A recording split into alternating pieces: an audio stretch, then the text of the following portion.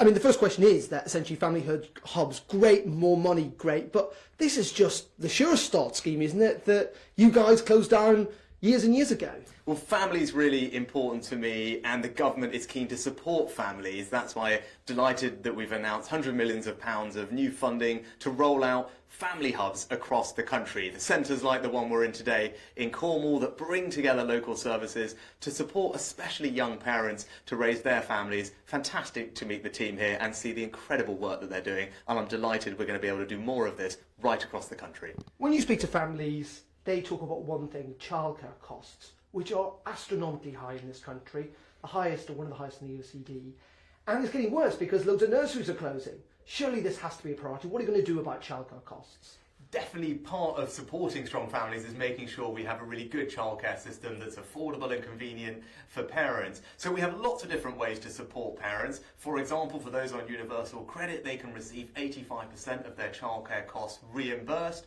For those working parents with 3 and 4-year-olds, they can get up to 30 hours of free childcare. And for other parents, they can receive £2,000 a year back through something called tax-free childcare. But I know not everyone always understands these different offers, so I'd urge people to go online, look at the Help for Households website on gov.uk, where you can see the type of support that's available for childcare, because it is important that we support families with childcare, and there are a range of ways that we do that. Now, we may have forgotten this to a degree, because not much on the political agenda, in terms of energy costs and what's happening in April. Martin Lewis has written to the Chancellor today, saying that he reckons 1.7 million households will go into fuel poverty. It's too late, he says, to look at this in the budget. Are you potentially going to look at this ahead of the budget? Well, we know energy costs are a major challenge for the country, and that's why in the autumn statement the Chancellor announced considerable support for families up and down the country with their energy bills. Direct payments of up to £900 to help the most vulnerable families. Obviously, we have the energy price guarantee, which limits the increase in bills for families. For pensioners, we're providing a record increase, and the national living wage is also going up, putting an extra £1,600 in people's pay packets. So there's considerable support for people with energy bills. But that's why earlier this week I announced a change in how government works. We created a brand new department for energy security so that we can really focus on this issue and get people's bills down. One of my priorities is to halve inflation, and we're going to do that by reducing energy costs. That's why this week we created a brand new department led by one of my top ministers so that we can really get to grips with this issue and reduce people's energy bills over time.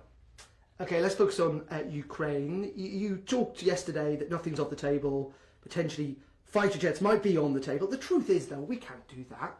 We haven't got these fighter jets. Some of the ones we have got don't really work properly. And even if we did, it's going to take a long time. It's not really sustainable. You're giving false hope almost by suggesting we could offer fighter jets. Well, one thing I'm really proud of, and everyone should be really proud of the leading role that the United Kingdom has played in providing military and other assistance to Ukraine.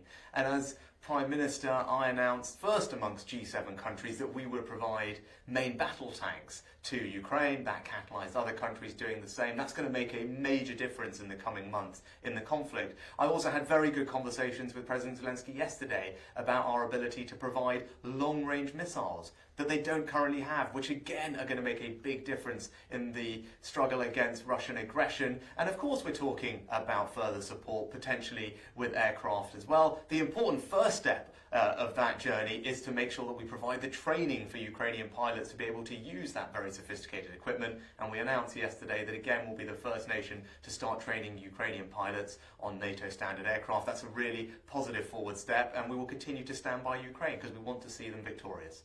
Okay, just two final questions. One on Turkey and the earthquake there. We know today, I think it's the launch of the Disasters Emergency Committee appeal. Is the government willing to match every pound that's raised through that? I think it's 2 million at the moment. Could the government look at potentially going further? Well, obviously what's happening in Turkey is just an awful, awful tragedy. And the scale of human loss is something that is hard to comprehend. I spoke to President Erdogan of Turkey just the other day to express our solidarity and sympathy and make sure that we provide all the support we can as a country. People should know that we sent very quickly 77 specialist search and rescue teams who arrived a couple of days ago, started work straight away. They're already making a difference on the ground. And of course, all ministers are in touch with their counterparts and to continue providing all assistance. And the government has said it will match £5 million, in fact, of everyone's contribution to the deck appeal. So please, if you give generously, know that the government will match that and we can get that extra support to the people on the ground who need it. And finally, what would you say to your colleagues who want to bring back the death penalty in this country?